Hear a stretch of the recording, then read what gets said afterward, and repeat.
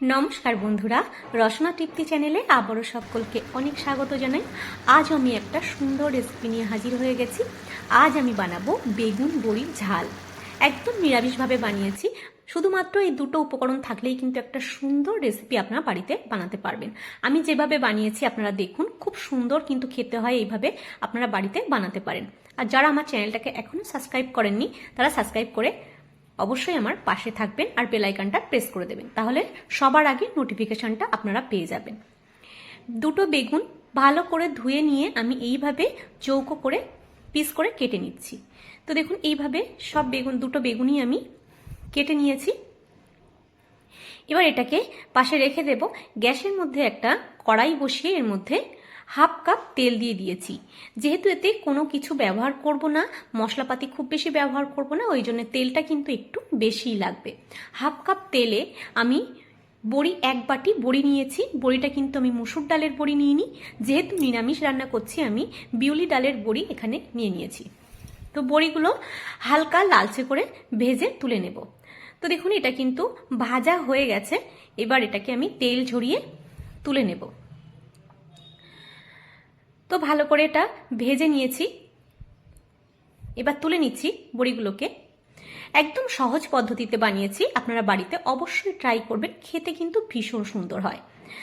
তো দেখুন বড়িগুলো ভাজা হয়ে গেছে। এইবার যে বেগুনগুলো কেটে রেখেছিলাম সেই বেগুনগুলোতে আমি হলুদ আর লবণ মাখিয়ে নেব। পরিমাণ মতো লবণ দিতে হবে আর হলুদ দিয়ে ভালো করে মেখে নেব। তো দেখুন এটা কিন্তু মাখা হয়ে গেছে। এইবার যে তেলটা আমি বড়ি ভেজে রেখেছিলাম সেই তেলের মধ্যেই এই বেগুনের টুকরোগুলো দিয়ে ভেজে তুলে নেব। তো দেখুন সব বেগুনগুলো কিন্তু আমার এই তেলে একেবারেই ভাজা হয়ে যাবে। আমার দুটো ব্যাজে ভাজতে হবে না, এক ব্যাজেই ভাজা হয়ে যাবে। আমি তেলে বেগুনগুলো ছেড়ে দিচ্ছি, দিয়ে মিডিয়াম টু লো ফ্লেমে দিয়ে ঢেকে রেখে দেবো, যাতে বেগুনটা ভাজা হয়ে যায় এবং সিদ্ধ হয়ে যায়। তো দেখুন বেগুনের একটা পিঠ কিন্তু ভাজা হয়ে গেছে। এবার আমি পাল্টে দিচ্ছি। এপিট ওপিট করে ভেজে নিতে হবে বেগুনগুলোকে। আমি যেভাবে বানিয়েছি এইভাবে বানালে কিন্তু ভীষণ সুন্দর খেতে হবে, কোনো মশলাপাতি কিচ্ছু ব্যবহার করতে হবে না। তো দেখুন বেগুনগুলো কিন্তু আমার একেবারেই ভাজা হয়ে গেছে। খুব বেশি কড়া করে কালচে করে ভাজা করবো না আমি, একদম সুসিদ্ধ হয়ে গেছে। এবার একটা সোনালি রং ধরেছে। এবার আমি বেগুনটাকে তুলে নিচ্ছি।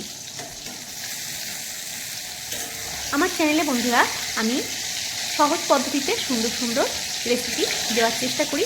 যদি আপনাদের ভালো লেগে থাকে আমার চ্যানেলটা সাবস্ক্রাইব করে আমার পাশে থাকতে পারেন। তো সব বেগুনগুলো আমি এইভাবে তেল ঝরিয়ে তুলে নিচ্ছি। এবার ওই তেলের মধ্যেই আমি দিয়ে দেব গোটা জিরে।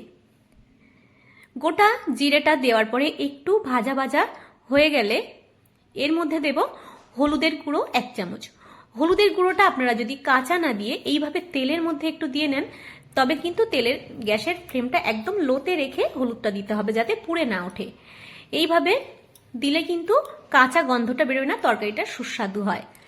হলুদটা দেওয়ার পরে দিয়ে দিয়েছি 1 চামচ চিনি, আর দিয়েছি 1 চামচ জিরের গুঁড়ো, আর দেবো এখানে 1 চামচ লাল লঙ্কার গুঁড়ো, যাতে কালারটা খুব সুন্দর আসে। তো দেখুন অল্প একটু ভেজে নিয়েছি, খুব বেশি ভাজলে কিন্তু তিতো হয়ে যাবে। আর দিয়ে দিলাম এখানে 4টে চেরা লঙ্কা। আপনারা চাইলে লঙ্কাটা বেটেও দিতে পারেন, আমি এখানে চিড়ে দিয়েছি লঙ্কাটা।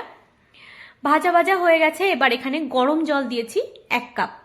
আপনারা জলটা বুঝে দেবেন, তবে জলটা কিন্তু ঠান্ডা না দেওয়াই ভালো। উষ্ণ গরম জল আমি এর মধ্যে দিয়ে দিলাম, আর দিলাম পরিমাণ মতো লবণ।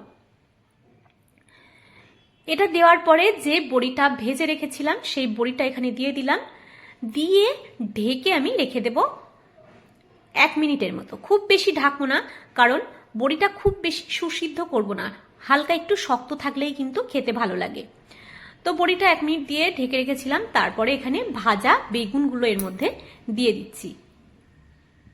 তো সব বেগুনগুলো এর মধ্যে দিয়ে দিচ্ছি। বড়িটা কিন্তু একদম ছাঁকা তেলে ভাজা, বেগুনটাও ভাজা, অতএব খুব বেশি ফোটানোর দরকার নেই। তো দেখুন বেগুনগুলোও দিয়ে দিয়েছি, দিয়ে ঢেকে রেখেছিলাম আমি 1 মিনিট। 1 মিনিটের মধ্যে দেখুন রান্নাটা কিন্তু রেডি হয়ে গেছে।